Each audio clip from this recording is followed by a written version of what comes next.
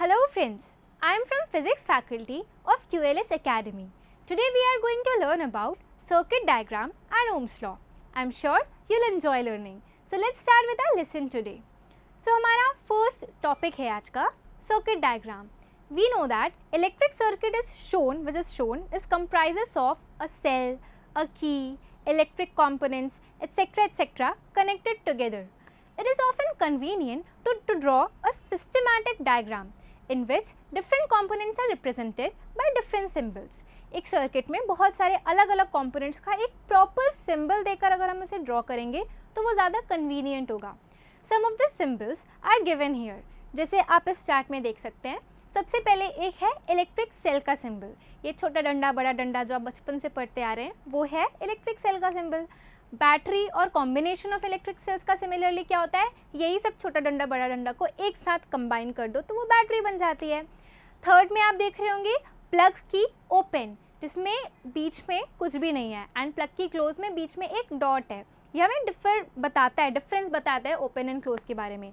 Similarly next आप देख रहे होंगे तो वायर जॉइंट है जो टी शेप का है, मतलब कि दो वायर्स एक दूसरे से ज्वाइन हो रहे हैं, मतलब 3 वायर्स ज्वाइन हो रहे हैं या 2 वायर ज्वाइन होते हैं तो हम उसे बताते हैं एक वायर जॉइंट है. सिमिलरली अगले वाले डायग्राम में आप देख रहे होंगे वायर क्रॉसिंग विदाउट जॉइनिंग, जिसमें आपको एक प्रॉपरली समझ में आ रहा होगा ये ऐसे जा रहा है फिर ऐसे उठकर नीचे जा रहा है, तो वो होता है जब 2 वायर्स एक दूसरे को ज्वाइन नहीं करते हैं, एक दूसरे को ओवरलैप करके गुजरते हैं. फिर आप देख रहे होंगे इलेक्ट्रिक बल्ब, बचपन से हम देखते आ रहे हैं इलेक्ट्रिक बल्ब. रेजिस्टर्स, ये ऐसा वाला रेजिस्टर्स. वेरिएबल रेजिस्टर्स में हम एक आरओ यूज़ करते हैं ताकि जो रेजिस्टर है वो एक प्रॉपर अमाउंट का होता है. अगर हमको रेजिस्टर्स के डिफरेंट वैल्यू चाहिए तो उसी रेजिस्टर्स को हम सेट कर सकते हैं, उसे वेरिएबल रेजिस्टर बोलते हैं. उसका ये सिंबल होता है जो आप देख रहे हो. एमीटर और वोल्टमीटर, एमीटर बीच में ए लिखा हुआ है, वोल्टमीटर बीच में वी लिखा हुआ है. सो ये कुछ सिंबल्स थे. ये सिंबल्स हम अपने सर्किट में यूज़ करते हैं ताकि हम कंफ्यूज्ड ना हो. ठीक है, तो ये तो हुआ सिंबल्स के बारे में. नेक्स्ट टॉपिक हम आते हैं अपना ओम्स लॉ. ये कब फाइंड आउट हुआ था? 1827 में जर्मन फिजिसिस्ट जॉर्ज सिमन ओम ने इन दोनों के बीच का रिलेशन निकाला था, ओम्स लॉ निकाला था basically. He experimented the current flowing in a metal wire. उन्होंने मेटल वायर में जो करंट फ्लो होता है उसके बेसिस पर वी और आई का रेशियो का पूरा चीज़ निकाली थी और ओम्स लॉ हमें बताया था. And he found that a potential difference across the ends of the given wire in an electric circuit is directly proportional to the current flowing through it. मतलब जो potential difference होता है एक circuit में वो डायरेक्टली प्रोपोर्शनल होता है current के. बट इन दैट केस ये एक बहुत इंपॉर्टेंट सी चीज़ है, temperature must be same. Temperature vary करेगा तो मे बी हमारा जो हमने रिलेशन निकाला है वो थोड़ा सा इधर उधर हो जाएगा. टेम्परेचर को कॉन्स्टेंट रखना पड़ता है. This is called Ohm's law. In other words अगर आपको ऐसे बताया जाए वी और आई के उसमें V is directly proportional to I, that is V is directly proportional to I, और वी अपॉन आई एक कांस्टेंट होता है, V upon I is equal to constant. इस कांस्टेंट को हम नाम दे सकते हैं R. So V upon I is equal to R और V equals to I R. ये आया हमारा एक फॉर्मूला, और ये फॉर्मूला बहुत इंपॉर्टेंट है. आपको ऑलमोस्ट मैक्सिमम क्वेश्चंस में ये लगेगा एंड बहुत आगे तक चलेगा ये फॉर्मूला अगर आप साइंस लेते हैं तो. So in this equation R is a constant for the given metallic wire at a given temperature and is called resistance. इस आर को हम रेजिस्टेंस बोलते हैं. ठीक है, it is the property of the conductor to resist the flow of charge, और इसकी SI unit क्या होती है? Ohm, OHM, ohm. So definition of ohm क्या है? According to Ohm law R equals to we upon I. Definition है, proper definition जो आपको एग्जाम में लिखनी होगी.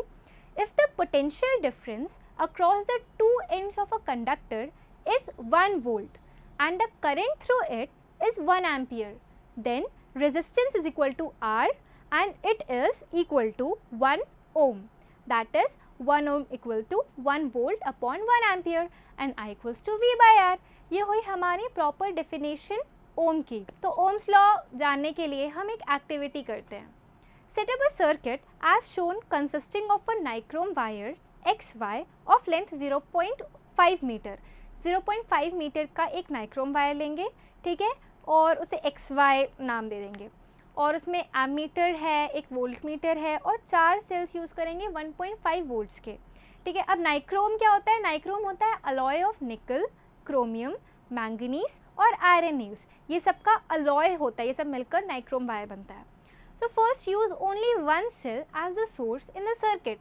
इस सर्किट में सबसे पहले हम सिर्फ एक सेल करेंगे, एक सेल से काम करेंगे। Note the readings in the ammeter and potential difference in the voltmeter across the nichrome wire. पिछले क्लास में हमने सीखा था कि कैसे एमीटर को लगाते हैं सीरीज में, वोल्ट मीटर को पैरेलल, ये सब कुछ करके हम रीडिंग्स निकालेंगे एमीटर की और वोल्ट मीटर की। ना सेकेंड स्टेप में हम क्या करेंगे, connect two cells and do the same thing. दो सेल्स लगाएंगे और सेम की सेम चीज़ें करेंगे, मतलब एमीटर और वोल्ट मीटर की रीडिंग्स निकालेंगे। नाउ थर्ड स्टेप में हम 3 सेल्स यूज़ करेंगे। अब calculate the ratio of V to I for each pair of potential difference V and I। हमें तीनों सेट्स में 3 वैल्यूज़ मिली V और I की, तो इसका जो हम रेशियो है V अपॉन I वो निकालेंगे। क्या मिलता है, we will find that in each case we will find approx same value of V upon I। जो V और I की वैल्यू तो तीनों केस में डिफरेंट निकलेगी, लेकिन V अपॉन I का जो रेशियो की वैल्यू है वो रेशियो हमें अप्रॉक्सीमेटली तीनों केसेस में सेम आएगा। When we draw a graph, we get a straight line. Obviously जब हम V और I का ग्राफ बनाएंगे तो हमें एक स्ट्रेट लाइन आएगी, क्योंकि तीनों के तीनों वैल्यूज कांस्टेंट हैं। सो V upon I is a constant ratio, ये हमारा ऑब्जर्वेशन है। सो इसका मतलब ये तो नहीं कि वोल्ट और करंट में कोई रिलेशन है, ऑब्वियसली है, तभी तो स्ट्रेट लाइन आ रही है। So here we get, since current is inversely proportional to resistance, if we increase current R will get decreased. Current जो होता है वो इनवर्सली प्रोपोर्शनल होता है रेजिस्टेंस के, क्योंकि ऑब्वियसली आप सोचिए करंट फ्लो हो रहा है और रेजिस्टेंस उसको रोक रहा है, मतलब ये दोनों इनवर्सली प्रोपोर्शनल। करंट ज़्यादा होगा तो रेजिस्टेंस कम होगा, और रेजिस्टेंस अगर हम बहुत बढ़ा देंगे तो करंट बहुत धीरे धीरे फ्लो होगा, तो ये इनवर्सली प्रोपोर्शनल होते हैं। वैसे रेजिस्टेंस चेंज करने के लिए वेरिएबल रेजिस्टर भी यूज़ होता है, जिसको रियोस्टैट बोलते हैं। मैंने आपको बताया था अभी थोड़ी देर पहले जब मैं आपको सिंबल्स बता रही थी कि रेजिस्टेंस को अगर हमें वैरी करना है तो हम वो एरो वाला सिंबल मैंने आपको बताया था, हाँ, तो उसे हम रियोस्टैट भी बोलते हैं। आप जब एक्सपेरिमेंट्स करेंगे तो आपको रियोस्टैट प्रॉपर दिखेगा, उसको ऐसे ऐसे करके सेट करते हैं, ठीक है। नाउ हम अपना नेक्स्ट टॉपिक पर बढ़ते हैं और एक एक्टिविटी करते हैं, दैट इज़ एक्टिविटी नंबर 2 करते हैं, ठीक है। टेक अ नाइक्रोम वायर, फिर से हम नाइक्रोम वायर लेंगे, एक टॉर्च बल्ब लेंगे, एक 10 वोल्ट का बल्ब लेंगे टॉर्च बल्ब में, और एक ammeter of 0 to 5 ampere range. कुछ चीज़ें ने, नाइक्रोम वायर लिया, टॉर्च बल्ब ली, 10 वोल्ट का बल्ब लिया और एमीटर लिया एक, जिसका रेंज क्या है हमारा 0 to 5 एमीटर, ठीक है। Set up a circuit by connecting 4 dry cells of 1.5 volt each in series with the ammeter with a gap XY as shown. पूरा हमने सर्किट सेट कर दिया, लेकिन यहाँ पर एक XY जो गैप आपको दिख रहा है यहाँ पर, उतना छोड़ दिया, ठीक है। अब फर्स्ट स्टेप में हम क्या करेंगे, उस XY गैप में cover the circuit with that nichrome wire. सबसे पहले हम उस XY गैप में नाइक्रोम वायर फिट करेंगे। Switch on the key and take readings. Similarly ammeter से हम रीडिंग्स निकालेंगे। ये हमारी रीडिंग्स थी नाइक्रोम वायर की। अब नाइक्रोम वायर को हम हटा देंगे और उस XY गैप में हम एक टॉर्च बल्ब लगाएंगे। टॉर्च बल्ब लगाएंगे, फिर हम स्विच ऑन करेंगे और उसकी रिस्पेक्टिव रीडिंग्स लेंगे। फिर हम अब टॉर्च बल्ब हटा देंगे और 10 वॉट के बल्ब से उसे रिप्लेस कर देंगे उस XY वाले गैप में, और फिर वापस से रीडिंग्स लेंगे। जब तीनों रीडिंग्स हमारे पास आ जाएंगी, we get 3 different readings all at the same time because of different materials. एकदम सेम ही टाइम, पूरा सर्किट सेम है, सारे कंपोनेंट सेम है। उस XY गैप में हमने 3 चीज़ें यूज़ की और हमें 3 रीडिंग्स मिली। दैट मीन्स जो हमारा रेजिस्टेंस है, जो हमारा करंट है, वो डिफ़र करता है मटेरियल के ऊपर। एक बहुत अच्छा पॉइंट हमें पता चल गया। अब बेसिकली एक नॉर्मली हम देखें कंडक्टर और इंसुलेटर में रेजिस्टेंस के टर्म्स में, तो हमें क्या मिलेगा, पुअर रेजिस्टेंस जिसका होता है वो एक गुड कंडक्टर होता है, ऑब्वियसली, क्योंकि वो ज़्यादा से ज़्यादा करंट फ्लो होने देगा। गुड रेजिस्टेंस जिसका होता है वो एक बैड कंडक्टर होता है, बिकॉज वो बहुत कम करंट फ्लो होने देता है। जिसका बिल्कुल भी रेजिस्टेंस नहीं होता है वो एक प्योर कंडक्टर होता है, मतलब वो तो फुल टू फुल स्पीड में करंट को फ्लो होने देता है। और रेजिस्टर क्या होता है, जो करंट को रोकता है। ये तो हमें अभी पढ़ लिया था कि रेजिस्टर एक प्रॉपर्टी होती है जो करंट को फ्लो होने से रोकता है। So this was all about conductor and insulator. So to conclude this lesson, we learned about electric current and circuit diagram and Ohm's law.